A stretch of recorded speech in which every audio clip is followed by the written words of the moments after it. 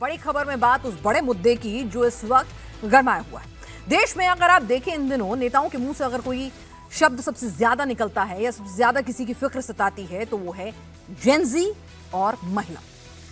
नेता ऐसा लग रहा है होड़ मची हुई है कि कौन किसका ज्यादा हितैषी है। वो बखूबी जानते हैं कि जिसने इस वोट बैंक को अपनी तरफ खींच लिया, सत्ता की कर्सी उसी की तरफ चली जाएगी। पुणे में छात्रों की गूंज में राहुल ने जेन ज़ी महिलाओं से break the cage, smash the patriarchy, इसी मैसेज के साथ खुद को प्रोग्रेसिव महिलाओं का हितैषी दिखाया। महिला वोट बैंक को अपील किया तो साथ ही मनु का जिक्र कर विरोधियों पर निशाना साधा।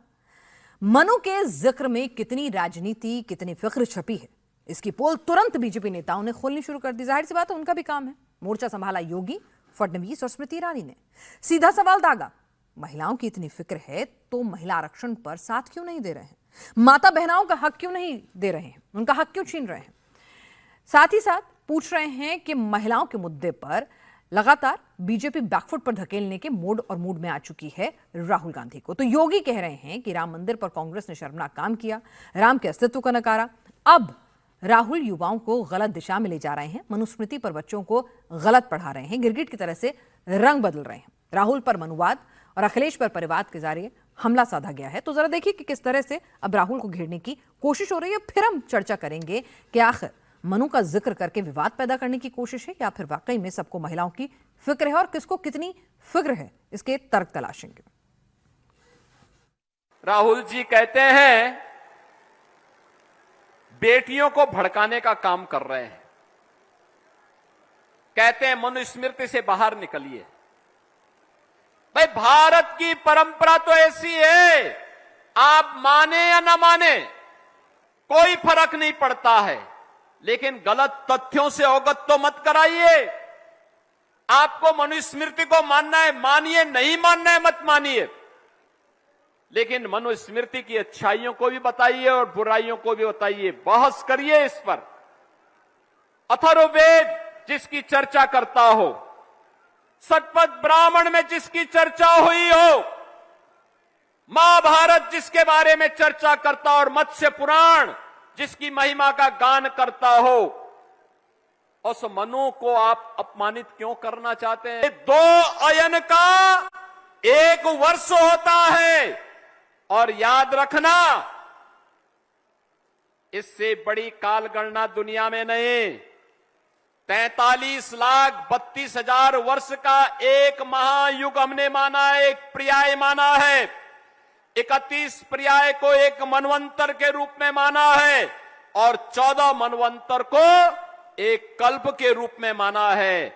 यह भारत का काल गणना है और ये किसी और ने नहीं। राहुल जी, ये आपके नाना ने नहीं दिया है, पर नाना ने नहीं दिया है, आपकी दादी ने नहीं दिया है, ये दिया है मनु ने दिया है, ये मनु ने दिया है। और जिसको आज भी हर सनातनी जिसका पालन करते अपने पर्व और त्योहारों को मानता है। तो राहुल गांधी ने पुणे में गूंज कार्यक्रम किया था, छात्रों की गूंज, और कहा था कि मनुस्मृति महिलाओं को स्वतंत्र होने नहीं देती, इसलिए सोच से बाहर निकलना चाहिए। गूंज में राहुल गांधी महिलाओं की फिक्र जता रहे थे, लेकिन जैसे ही बात संसद में महिला आरक्षण की आती है तो फिर राहुल गांधी और कांग्रेस फिक्र भूलकर महिला आरक्षण के मुद्दे पर अपने पैर पीछे खींच लेते हैं। बीजेपी हमलावर है। पुणे में गूंज कार्यक्रम में मनुस्मृति को लेकर क्या कहा था? महिलाओं को आधुनिक समाज के लिए राहुल ने भाषण दिया था। कहा था स्वतंत्रता का अधिकार नहीं देती है, इस सोच को शर्मनाक बताया था। राहुल का बयान अध्याय 9 पर आधारित है। मनुस्मृति का श्लोक 9.2 में महिलाओं को उनके परिवार के पुरुषों की सुरक्षा की चर्चा इसमें की गई है। 9.3 जो श्लोक है इसमें कहा गया है कि महिला बचपन में पिता, जवानी में पति और बुढ़ापे में बेटों की सुरक्षा में रहती है। श्लोक जो है 9.6 इसमें पत्नियों की सुरक्षा को पतियों का कर्तव्य बताया गया है। आप मनु पर या राम पर या भारत की विरासत पर टिप्पणी करते हैं। मनु को जानना है तो आप अथर्ववेद पढ़िए, शतपथ ब्राह्मण पढ़िए, मत्स्य पुराण पढ़िए।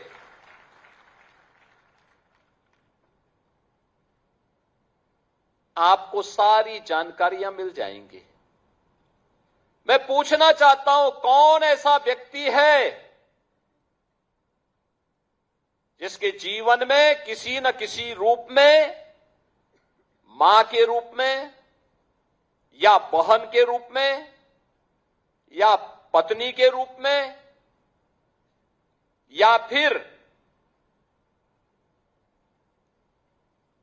बेटे के रूप में किसी महिला का संरक्षण उसे न प्राप्त होता हो? कौन ऐसा व्यक्ति है? क्या कोई बेटी पिता के बगैर है? क्या कोई बहन भाई के बगैर है? क्या कोई पत्नी पति के बगैर अपने अस्तित्व को मानती है?